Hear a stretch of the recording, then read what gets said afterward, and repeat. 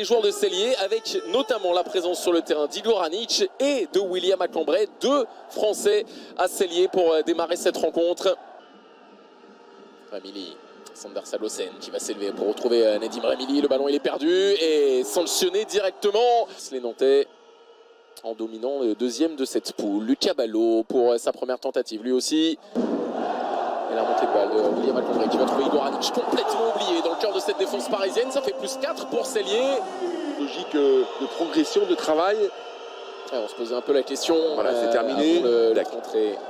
Christian Bessiri qui était au poste de pivot, le droite. Ouais, ça c'est trop facile évidemment. Oh, j'allais dire c'est trop facile pour la Hansen Connection, mais ça l'est pas en l'occurrence puisque Michael Hansen a été mis en échec dans la foulée.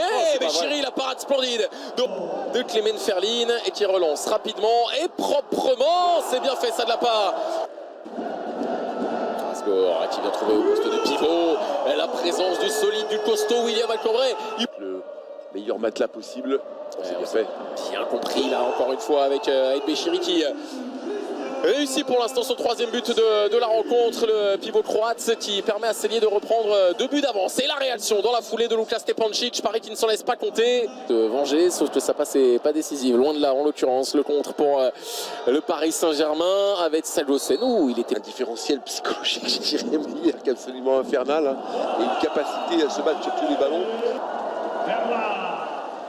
Et ça va être forcément l'enjeu de cette dernière rencontre que l'on va suivre ensemble sur les antennes de beIN. Le score qui ne devrait plus évoluer, 36-32. Le succès du Paris Saint-Germain, le 12e en 13 journées de Ligue des Champions.